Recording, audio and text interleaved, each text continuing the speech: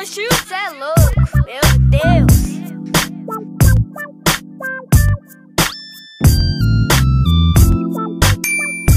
Assalamualaikum warahmatullahi wabarakatuh. Perkenalkan, nama aku Nazwa Aulia Saputri. Aku Nur Hasana, kami dari semester 3, kelas 3B, Prodi Manajemen. Di podcast kali ini kita mau bahas apa sih? Nah, sebelumnya bagi kalian yang suka banget nih sama berbelanja online, kami ini di sini ingin membahas perdagangan online menurut Al-Quran dan Hadis. Kami di sini tidak hanya berdua, di sini kami ada 3 rekan kami. Yang pertama ada Alpi Damayanti sebagai presenter, ada Bagas dan Hafiz sebagai pembahas.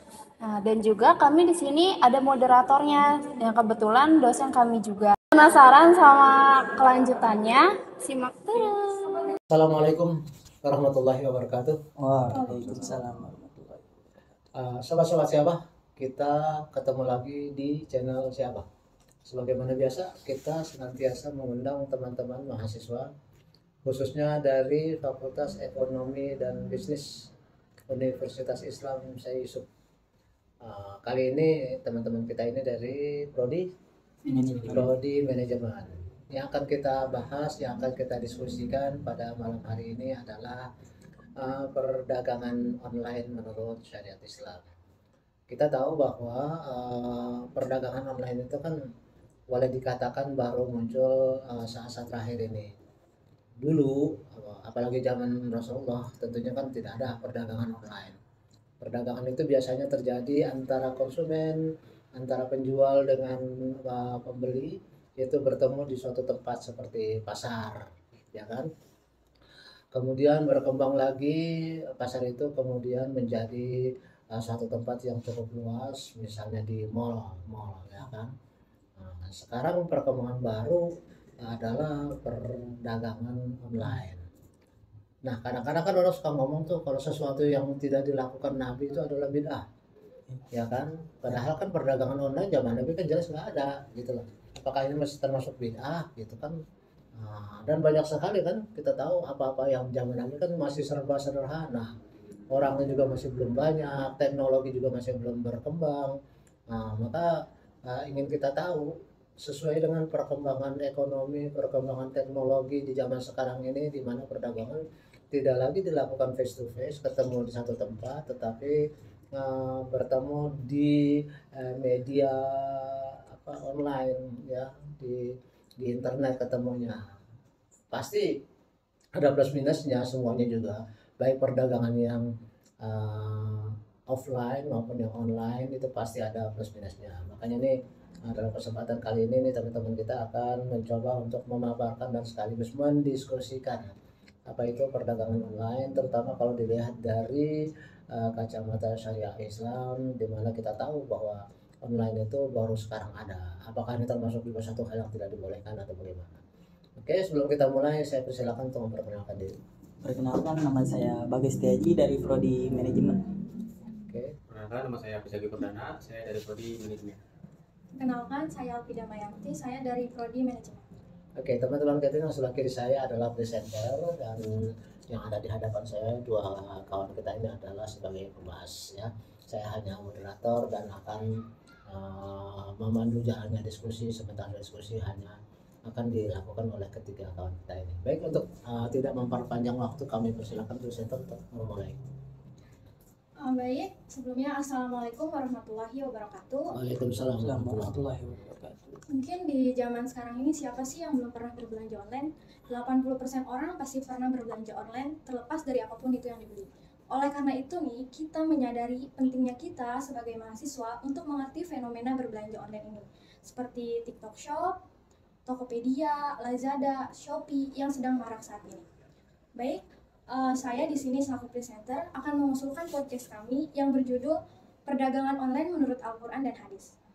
Jadi perdagangan online atau e-commerce adalah aktivitas jual beli barang atau jasa yang dilakukan melalui platform digital seperti website, aplikasi, atau media sosial. Jadi dalam perdagangan online, transaksi dilakukan melalui elektronik menggunakan internet sebagai perantara utamanya. Nah, jadi ada beberapa elemen penting yang harus kita ketahui dulu sebelum memulai perdagangan online. Yang pertama itu ada marketplace. Jadi marketplace itu bertemunya antara si penjual dan si pembeli secara virtual. Dan yang kedua itu ada transaksi digital. Jadi transaksi itu bisa dilakukan melalui elektronik, melalui transfer bank, ataupun menggunakan e-wallet, dan juga bisa menggunakan kartu kredit.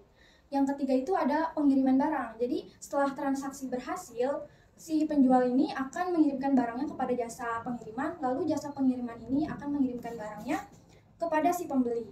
Nah, jadi teman-teman, itu menurut perspektif umumnya aja. Jadi kalau menurut perspektif Al-Quran dan hadis, perdagangan online ini bisa dikatakan sesuai dengan ajaran Islam bila memenuhi syarat transparansi, keadilan, dan juga tidak ada unsur penipuan.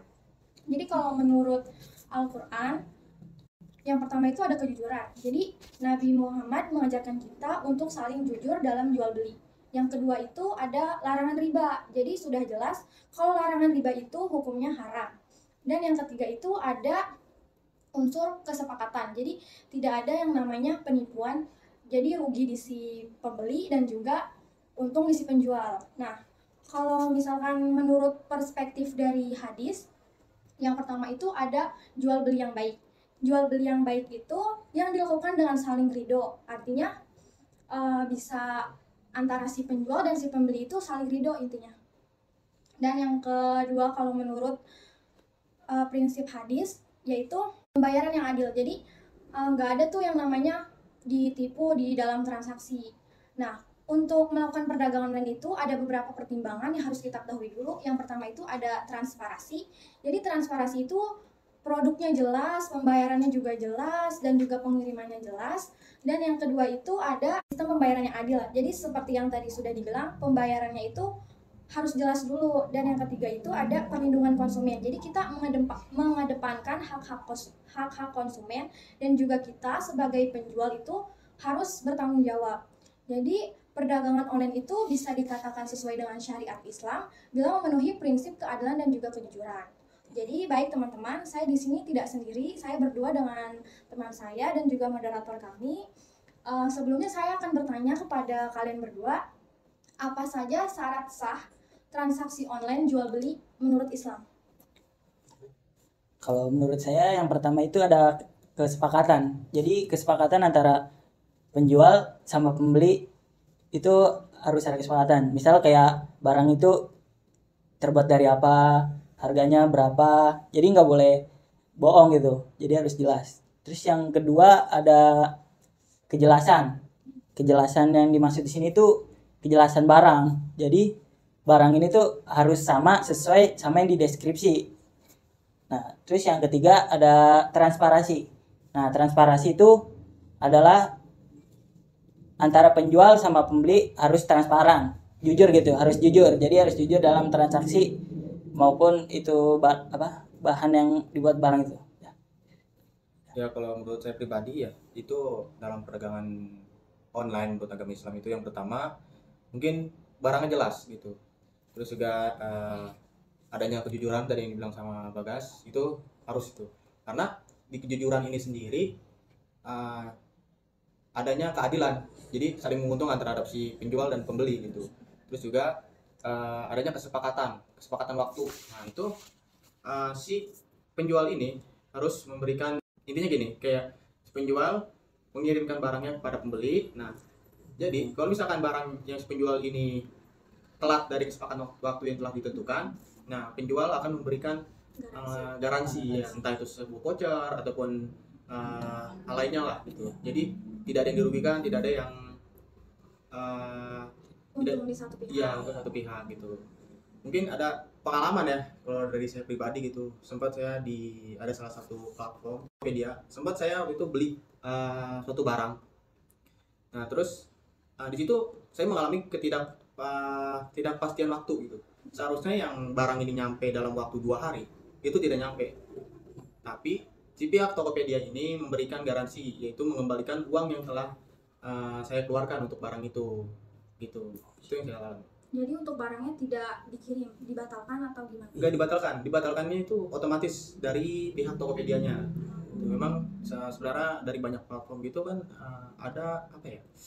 Pasti ada estimasi waktunya gitu. Enggak itu 3 hari, 2 hari gitu. Mungkin yang paling lama 3 hari, tergantung barang sih dan lokasinya gitu. Gitu. Ya.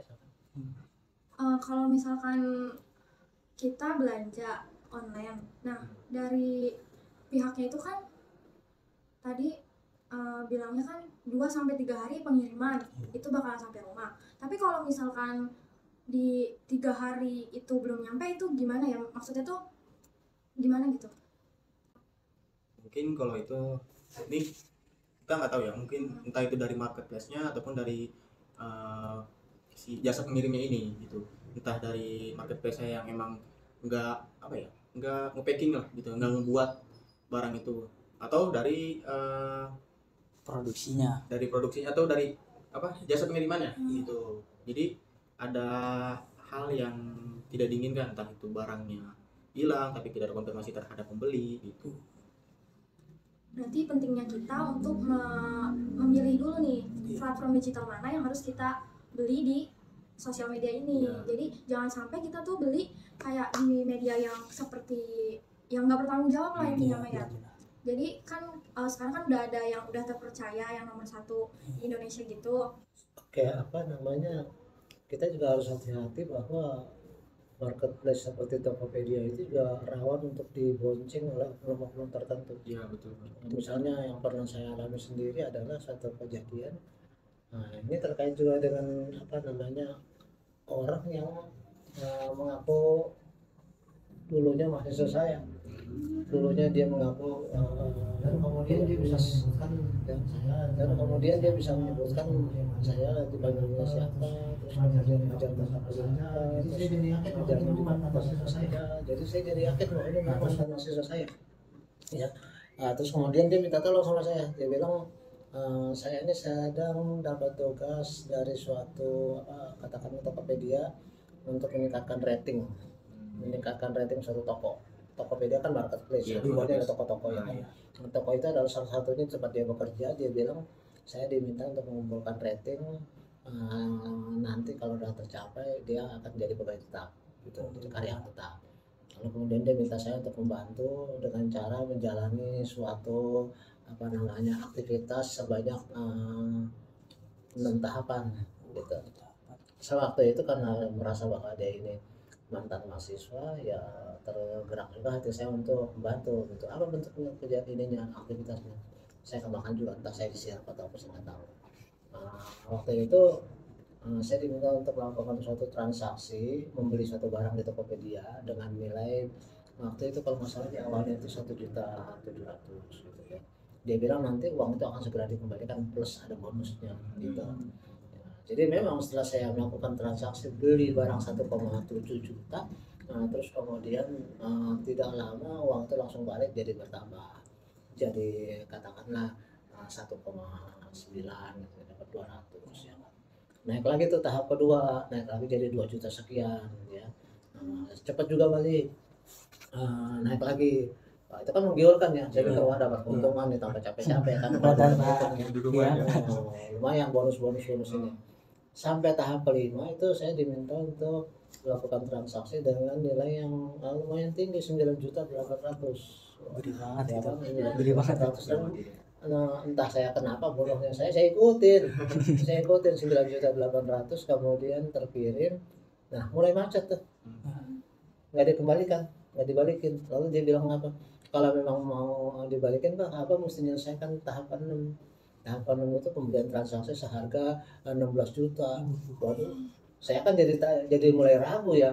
Andai kata 9,8 tidak balik, terus tambah lagi 16 juta, berarti kan 25 juta lebih uang saya kan. Waduh, ini parah gitu kan. Nah, akhirnya saya tidak turuti. Nah, dia berusaha untuk merayu-rayu, tapi saya nggak mungkin lagi, saya nggak mau lagi. Akhirnya ya wassalam, uang saya 9,8 nggak balik karena yang terakhir saya nggak mau ini. Abah sih nggak mau nurutin, mestinya kan abah mau dapat dibalikin uangnya plus keuntungan yang gede. Akhirnya itu 9 yang tahap ke-6 itu abah turutin. Kalau mau nggak balik saya yang bayar Bang, saya bayar 3 kali lipat. Kalau omong kosong kan, udah nggak mungkin lah itu ya, udah impossible ya. Udah pasti tuh yang 9,8 hilang, tambah lagi 16 juta hilang, itu kan berarti udah hampir 25 juta. Juta. Akhirnya saya nggak turutin. Jadi eh, kesimpulannya wassalam udah. Tapi sudah nggak tahu lagi. Nggak ada ya, apa ya, sudah sama dia duitnya mah. Iya, kita baca pasti. Duit sama dia. Terus kemudian saya mencoba untuk mengadu ke satu lembaga perlindungan konsumen. Ya ini juga aneh juga ya, perlindungan konsumen. Saya ngadu ke sana, saya datangnya, lalu kemudian apa yang dilakukan? Dia hanya memanggil si pelaku tadi kan, nomor teleponnya ada sama saya. Terus kemudian panggil juga Tokopedia sebagai saksi kan, pakai nama Tokopedia. Kemudian dicoba untuk Zoom, untuk di apa namanya, dikonfrontir. Ini juga satu cara yang bagi saya bodoh. Kenapa? Nggak mungkin orang itu melurutin. Ya jelas Tokopedia nggak mau, yang ini nggak mau, udah wassalam. Saya pikir kok begini caranya. Jadi tidak ada upaya paksa sama sekali. Tidak ada upaya paksa. Misalnya kan kalau misalnya dia tidak datang, apa yang dilakukan? Sampai sekarang saya nggak dengar lagi tuh kabarnya tuh. Dari Akhirnya saya menganggap itu ya udahlah, memang bukan rezeki saya. Mau diapain lagi? Kalau saya pikir-pikir kan tambah kesel ya, udah pastilah. Nah, langsung saya blokir kan nama-nama itu kan, tidak bisa hubungi saya lagi. Beberapa hari setelahnya masih berusaha untuk menghubungi saya, masih ngerayu-rayu juga itu. Nah, tapi nggak mungkin lah, udah pasti itu penipuan lah. Nah, artinya yang kita bisa ambil kesimpulan dengan adanya kemajuan teknologi, dengan adanya perdagangan online, memang mempermudah orang ya, kemudian ada transaksi digital seperti Anda sebutkan, tapi ya resiko penipuan juga jadi banyak sekali gitu kan. Nah, memang kita jadi harus waspada. Kenapa? Ya ini pengalaman ya. Saya pikir para pelaku kejahatan model gini itu bukan cuma saya, ini yang korbannya ya kan, apalagi dari pihak yang namanya perlindungan konsumen itu cuma begitu doang. Artinya kan orang itu dengan leluasa ya kan, cari-cari korban baru. Dan kemudian juga pihak Tokopedia, kalau misalnya memang nama dia itu dicatut bahwa dia digunakan oleh oknum padahal memang bukan dari Tokopedia, ya seharusnya tindak lanjut dong. Harus dicari kan, lebih tegas. Iya, kalau misalnya lebih tegas dicari karena merugikan nama mereka. Tapi saya juga bingung, dari pihak lembaga perlindungan konsumen begitu tindak lanjut kayak apa ya, anak kecil dia bilang cuma gitu doang. Maksudnya manggil barang datang otomatis lah ya kan. Terus udah gitu wassalam aja. 9,8 yang begitu aja. Saya pikir andai kata itu nilainya puluhan juta apa juga yang seperti itu. 9,8 kan gede loh. Ya kan, apalagi kalau misalnya saya turuti yang ke-6 itu parah Mungkin gede lagi aja. gede aja lagi. Oke, saya kira demikian sobat-sobat siapa, kita tidak bisa memperpanjang waktu ya, tapi meskipun demikian mudah-mudahan ada manfaatnya untuk jadi pelajaran bagi kita sekalian bahwa di zaman modern sekarang ini potensi kerugian yang timbulkan oleh para oknum yang berniat tidak baik akan tetap ada. Demikian saya akhiri, wabillahi taufiq wal hidayah. Assalamualaikum warahmatullahi wabarakatuh. Waalaikumsalam.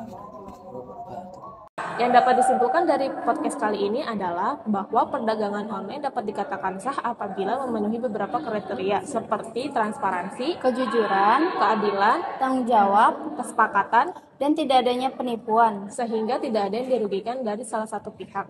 Sekian dari kami, kurang lebihnya mohon maaf. Bila ada pertanyaan bisa langsung tulis di komen di bawah.